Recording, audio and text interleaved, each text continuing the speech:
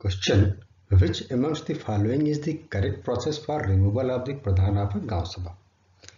निम्न में से कौन सी गांव सभा के प्रधान को हटाने के लिए सही प्रक्रिया है? A. The Pradhan can be removed by majority of villagers. प्रधान ग्रामीणों के बहुमत द्वारा हटाया जा सकता है. B. The Pradhan can be removed by majority of the members of the गांव सभा. प्रधान ग्राम सभा के सदस्यों के बहुमत द्वारा हटाया जा सकता है. C. The Pradhan can be removed by the majority of 2/3 of the members of the गांव सभा present and voting. प्रधान गांव सभा के उपस्थित और मत देने वाले सदस्यों के 2/3 बहुमत द्वारा हटाया जा सकता है. And D. By an order passed by district deputy collector.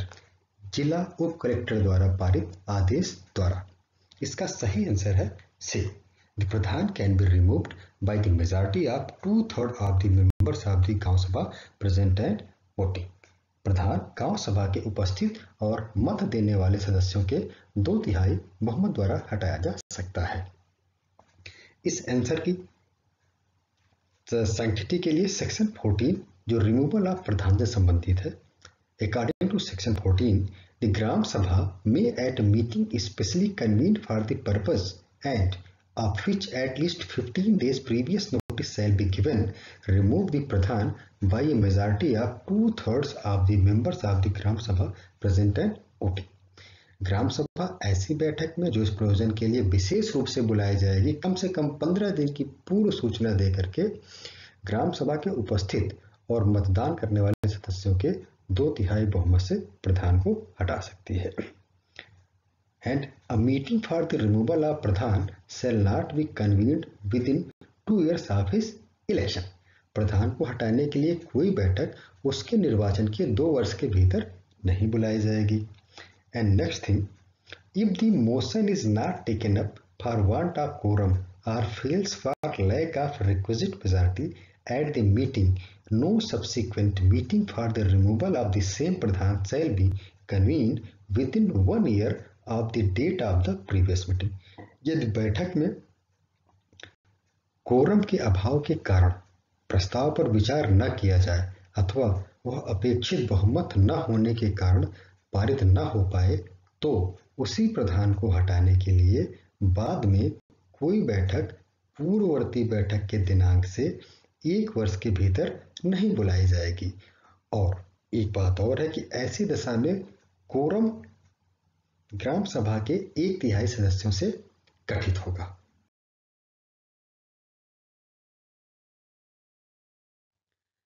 The Gram Sabha under UP Panchayat Raj Act means a body consisting of all adult males residing in Gram Sabha. B. A body consisting of all adult males and females residing in Gram Sabha. C. A body consisting of all the persons registered in the electoral rolls. And D. A body consisting of all inhabitants residing in ग्राम सभा. Question देख के इसका answer समझ में आ रहा है कि इसका आंसर होगा सी. Answer C. सेक्शन 2G के हिसाब से Gram Sabha means a body established under section 3 consisting of persons registered in the electoral rolls relating to a village comprised within the area of Gram Panchayat. मतलब इलेक्टोरल रोल में पंजीकृत व्यक्तियों से गठित निकाय ग्राम सभा है.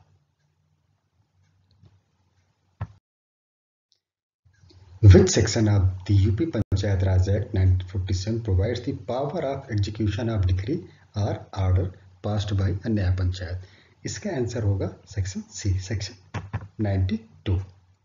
सेक्शन 92 पेमेंट और adjustment of decree to be recorded के बारे में बताता है. सेक्शन 90 समन्स के बारे में बताता है जो डिफेंडेंट और एक्यूज को भेजे जाएंगे. और सेक्शन 85 बताता है power of superior courts to transfer cases from Nyaya panchayat.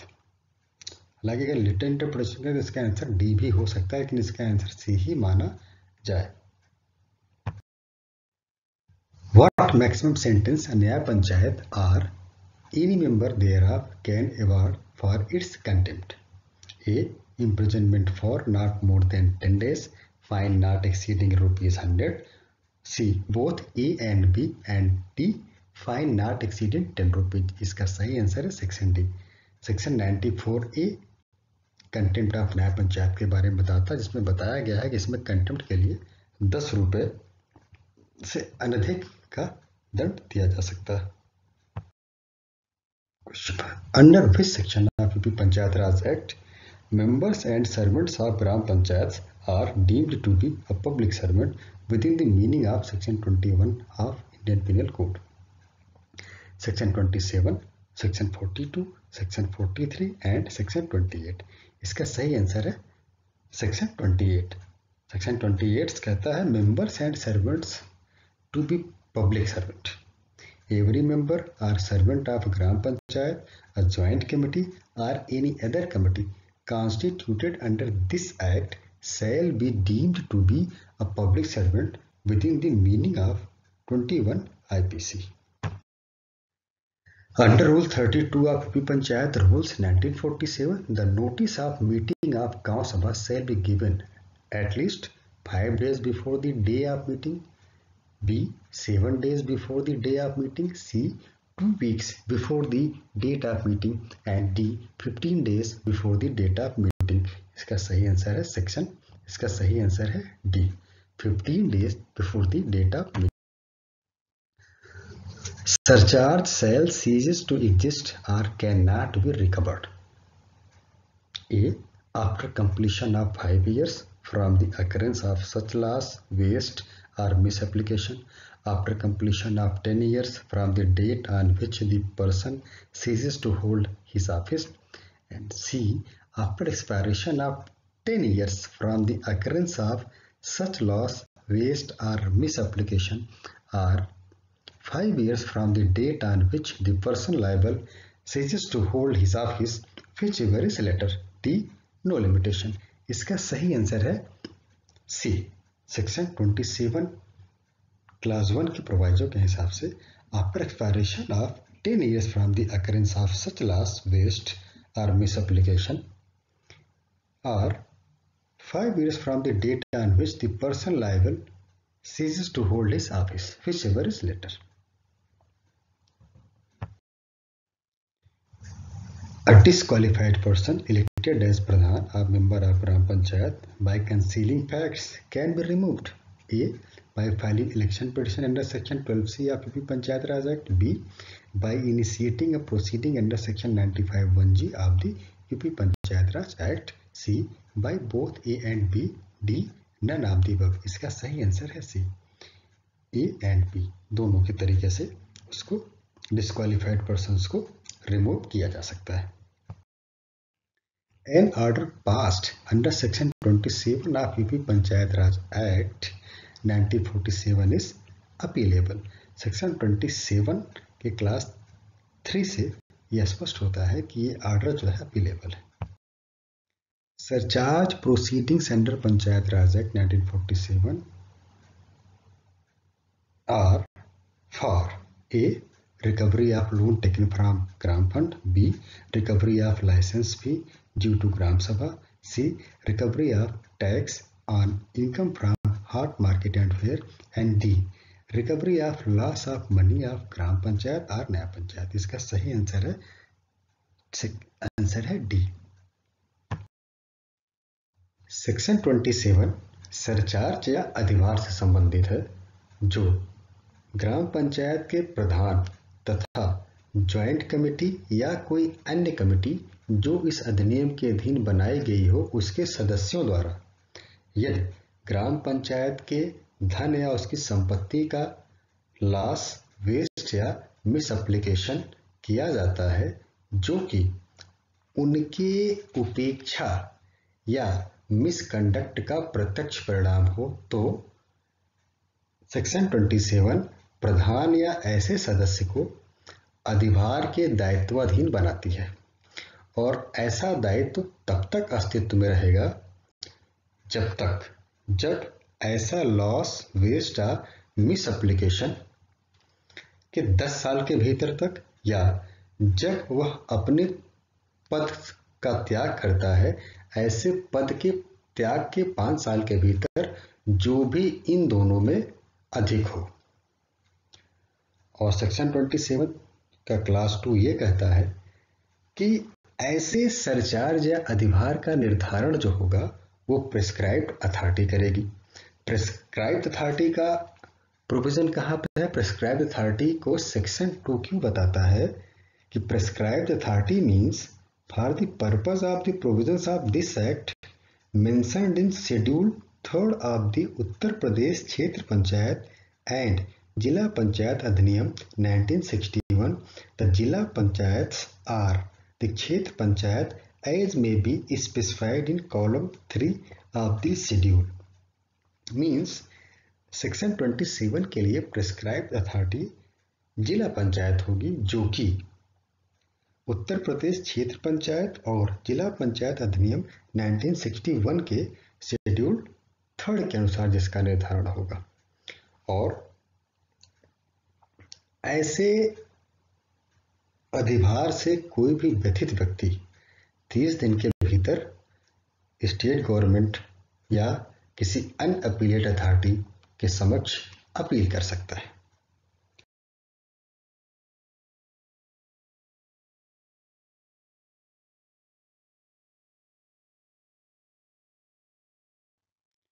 Which is incorrect?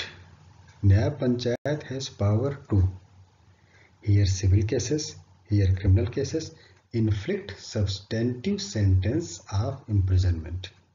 E power to punish for its contempt। इसका आंसर होगा C, inflict substantive sentence of imprisonment। Section 52 offences cognizable by Nyaya Panchayat के बारे में बताता है। इससे यह है कि क्रिमिनल केसेस को हियर कर सकता है। Section 64 extent in jurisdiction in civil cases, इससे सिविल केसेस को कब सुन सकता है। और 94 कंटेम्प्ट ऑफ न्याय पंचायत के बारे में बताता है। ये तीनों ऑप्शन सही है। सेक्शन 54 के हिसाब से जो पेनल्टी से रिलेटेड है, कहता है no Nyaya Panchayat shall inflict a substantive sentence of imprisonment.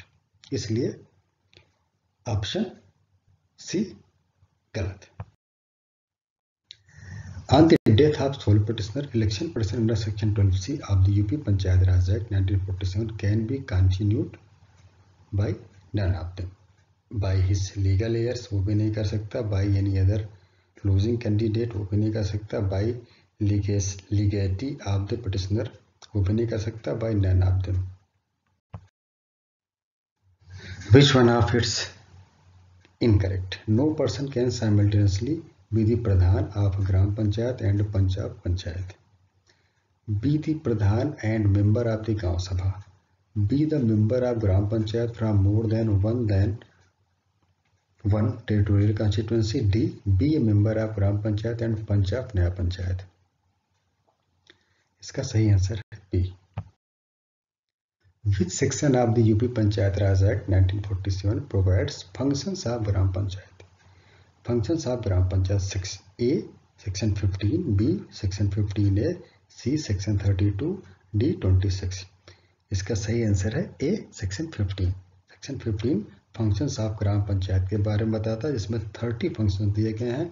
15A preparation of plan के बारे में बताता है, 32 गांव फंड के बारे में बताता है, 26 राइट ऑफ इंडिविजुअल मेंबर्स के बारे में बताता है। Under which section of UP Panchayat Raj Act 1947 the state government has power to reserve office of Pradhan for SC, ST and other backward classes? A section 11, B 11A subclass 2, C 11D, D 11E। इसका सही answer है B 11A class 2। The state government shall by order reserve office of Pradhan for the SC, ST and other backward classes। Power, duties and functions and administration of Gram Panchayat are provided under which chapter of the UP Panchayat Raj Act? Chapter 4, B Chapter 3, C Chapter 5, D Chapter 9। इसका सही answer है A Chapter 4, जो बताता है power, duties, function and administration of Gram Panchayat. इसमें section 15 से लेकर के 31 तक के सेक्शन बता दिए गए हैं। Which is incorrect? A party to a civil case may appear before Nyaya Panchayat। A in person, B through partner, C through servant, D through lawyer। इसका सही जवाब है D थ्रू लायर के कोई भी पार्टी न्याय पंचायत के समक्ष उपस्थित नहीं हो सकती है। Section 80 legal practitioner not to appear before Nyaya Panchayat. Section 81 कहता है appearance in person or by representative. Subject to the provisions of section 80 any party to a civil case और criminal case may appear before a panchayat either in person or by such servant। और वो जो servant होगा not being tout, दलाल नहीं होगा, partner, relative और friend duly authorized in writing by him as the panchayat may admit as fit person to represent him provided that no stamp duty shall be required to be paid for any power of attorney filed under this section।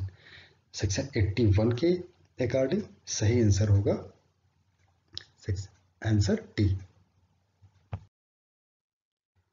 Which of these is not correct? Order of न्याय panchayat under the Uttar Pradesh panchayat Raj act 1947 is revisable by A. Judicial Magistrate, B. Munsif, C. District Magistrate, D. Suo motu or application by any party। इसका सही answer है option C. Section 89 के according revisional power district magistrate को नहीं दी गई है।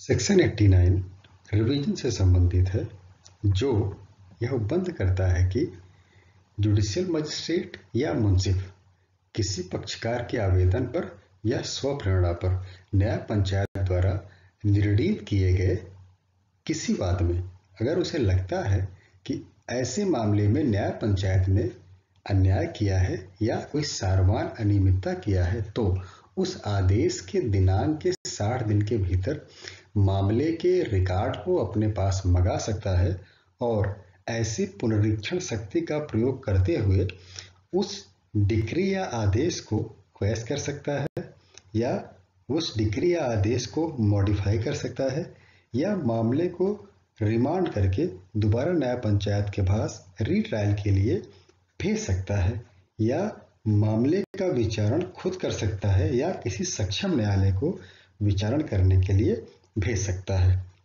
मामले में सारवान अनियमितता तब समझी जाएगी जबकि न्याय पंचायत ने अधिकारिता का कमतर प्रयोग किया है या अधिक अधिकारिता का प्रयोग कर लिया है।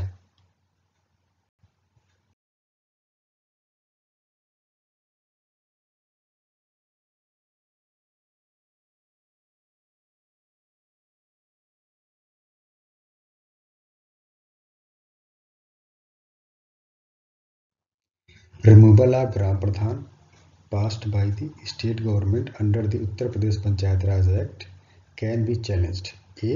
in appeal before the district court, B. by filing review application, C. by filing writ petition before the high court, D. before the election commissioner। इसका सही आंसर है C, by filing writ petition before the high court।